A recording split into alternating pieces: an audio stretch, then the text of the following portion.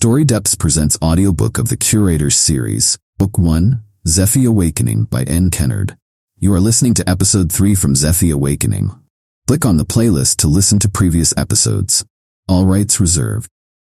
Lena, uncovering the truth. I did the dishes after Zephy had left, job Aunt Mary had on her own. My mind went back to the strangeness around Zephy as we worked.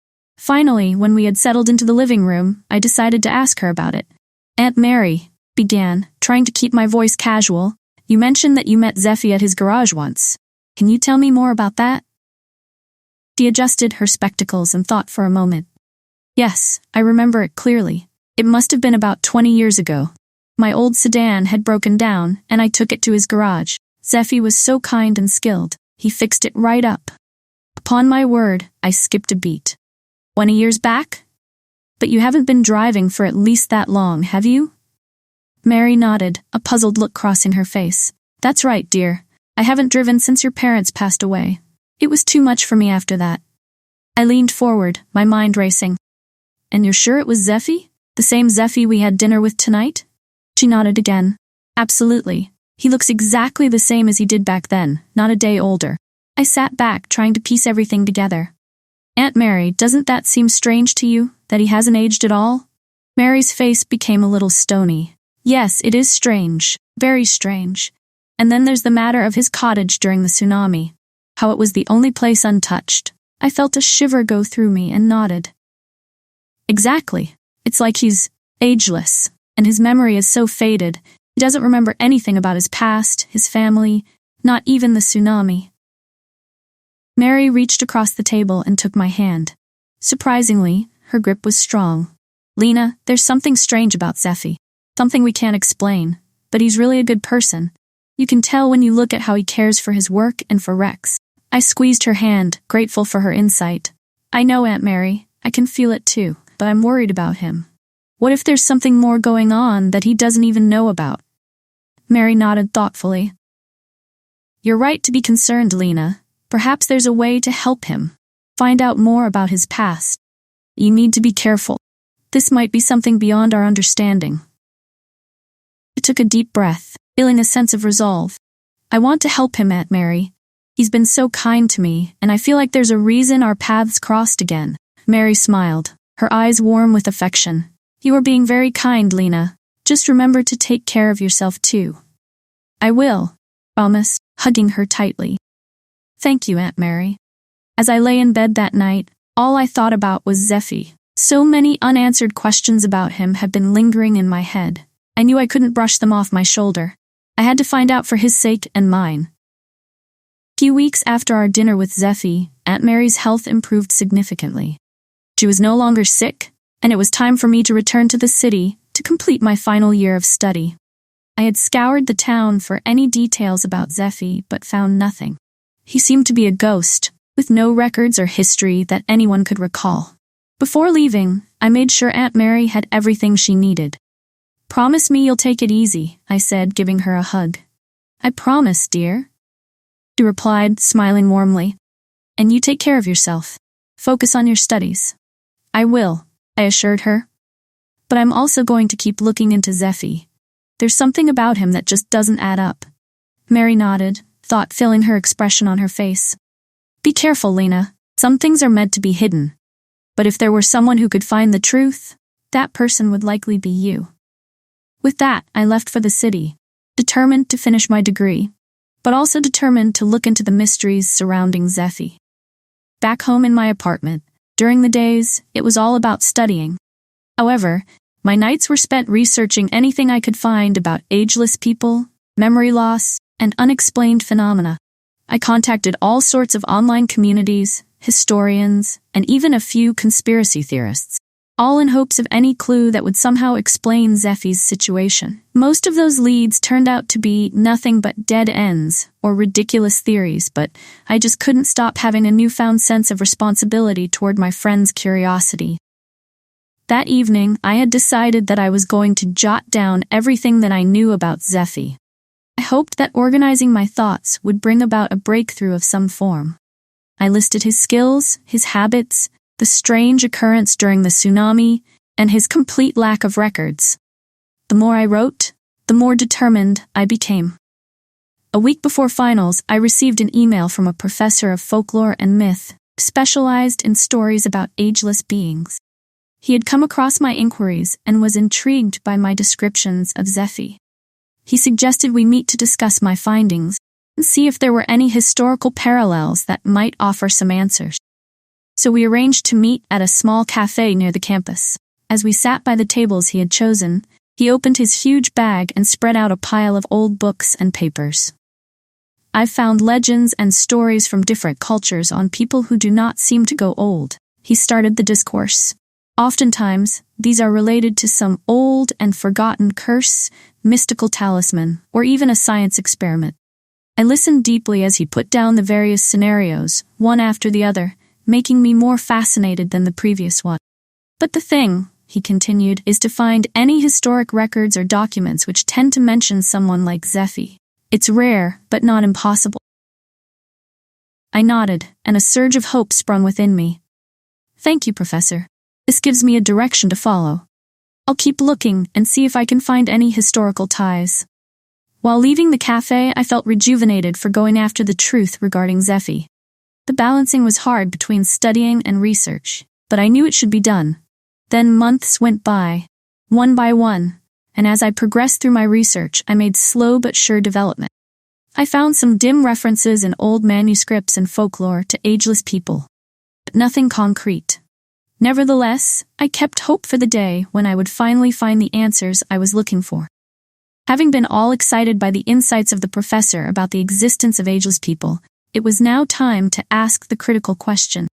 So, armed with all that preparation, I, in one of our follow-up meetings, now summoned the necessary courage to ask, Professor, are there concrete proofs of these ageless people? And if so, how many years did they live? Professor leaned back in his chair, considering my question carefully. Proof of ageless individuals is elusive, Lena. Most of what we have are anecdotal accounts, folklore, and myths passed down through generations. Concrete evidence is rare, if not non-existent, because these stories often fall into the realm of legend rather than documented history. He paused, taking a sip of his coffee before he continued. But there are recurring themes in these stories that suggest there are those who could live hundreds, if not thousands of years. Some of the legends state they will survive into some eventuality, like until they find their true love, until they complete some quest, or until a curse is broken. Other stories just say that they'll live on forever, as long as they aren't disturbed or find a way of not giving up their secret. I listened intently in the fashion of swallowing this information. But there just has to be a way of proving existence for them, right? Artifacts, personal accounts, something? Professor smiled twistily. You're persistent, which is good. Over the years, there have been one or two tantalizing hints. Ancient artifact with uncanny properties, historical documents that mentioned individuals who witnessed events centuries apart without aging, and even genetic studies hinting that there might be some anomalies. Nothing definitive. Much of it remains speculative. He rustled through his papers, then drew out a yellowed, worn document. This, for example, is a transcription, the account of a medieval knight who served in several wars over 300 years without aging a day. It's a very elaborate tale, but again, it's hard to sort fact from fiction. I looked down at the document. The faded ink and archaic language made it seem as though it provided the link to another time. So, if a person like Zephy ever existed in real time and wasn't aging, it could be due to some archaic condition or artifact? Professor shook his head. Or it could be something totally different. The secret is in finding that missing piece of evidence which will enable these stories to emerge from the realm of legend and be put into the context of history. His words gave me a lot to think about. As I left the meeting, I felt a renewed sense of determination. If Zephy was one of these ageless individuals, there had to be a reason, a story behind it. And I was more determined than ever to uncover the truth.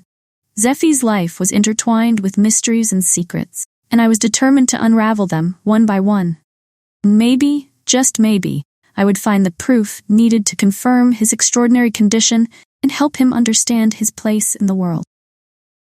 Graduation day finally came, As I walked across the stage to receive my diploma, I felt such a huge sense of accomplishment and excitement. I had finally made it to my goal. My journey was just beginning. After graduation, I again returned to Kit's hammock with new vigor to search for the riddles with which mystery shrouded Zephy. That 1 year had passed, and I knew he would have forgotten me since forgetful by nature. This time, I decided to approach him as a stranger, hoping to gather more information without unsettling him. One sunny morning, I opened the Zephy's garage door. The smell of motor oil and grease was assaulting my nostrils. It was the scent of familiarity. Wagging his tail, the biggest lug of all, Rex, greeted me while Zephy's face still remained blank and showed no recognition. "Morning," I said warmly with a smile. "I'm Lena. Just moved back into town and heard you're the best mechanic around. Thought I'd drop in and introduce myself." Zephy nodded, wiping his hands on a rag. "Morning, Lena. Nice to meet you. I'm Zephy.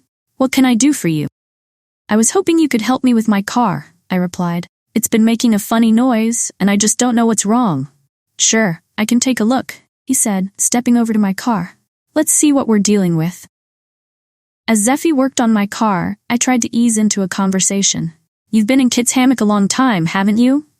"Yeah, for as long as I can remember," he replied as he worked on the engine. "Do you have any family here?" I asked, keeping my tone casual. He shook his head. "Nobody that I ever remember. It's just me and Rex.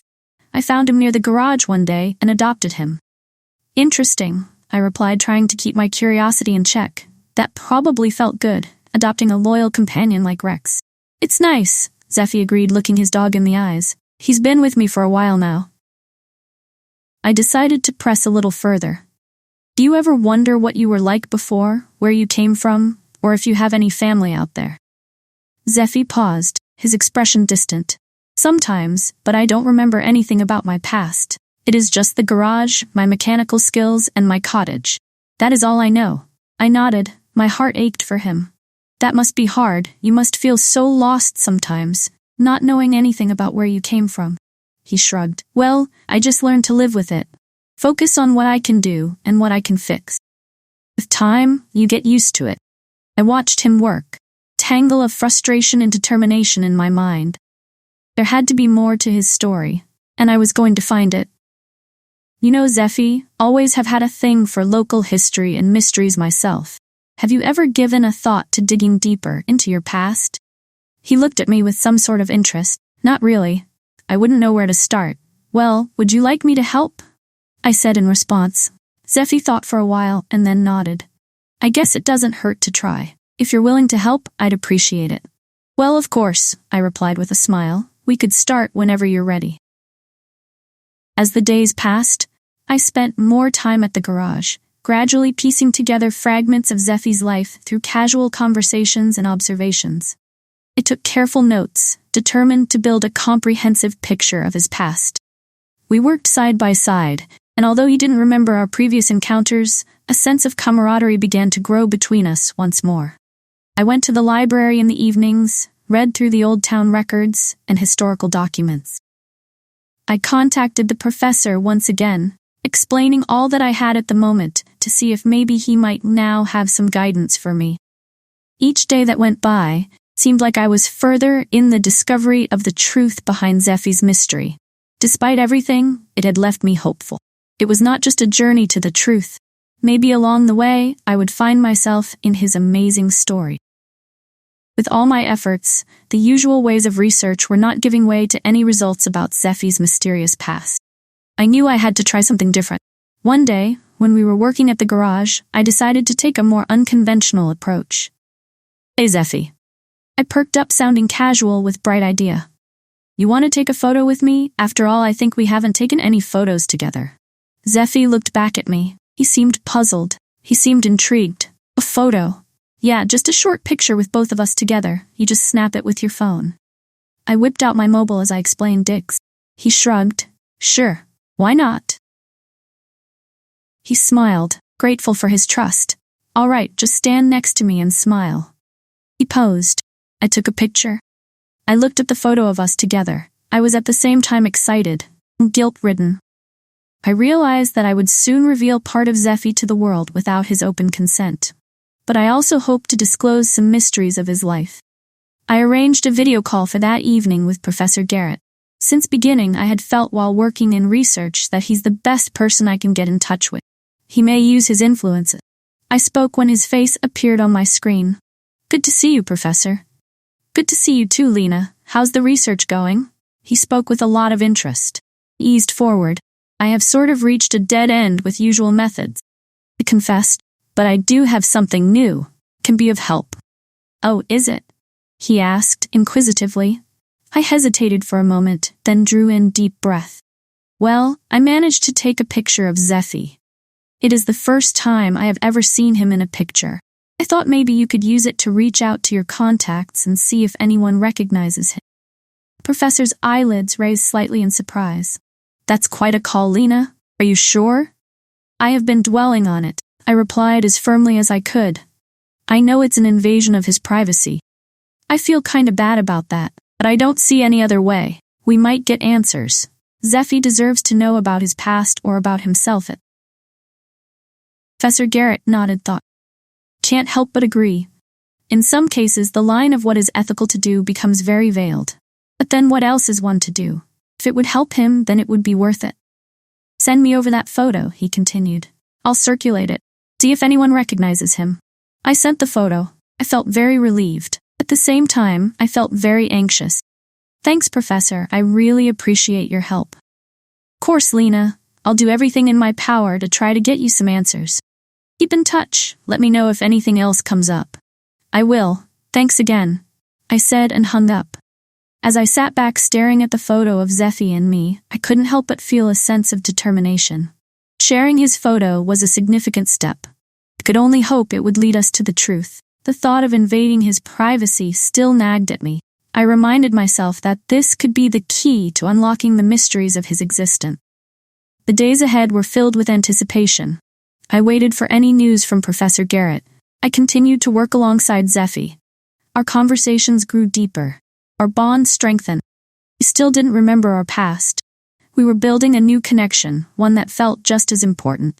In the meantime, I kept my research going. I dug into every lead and resource I could find.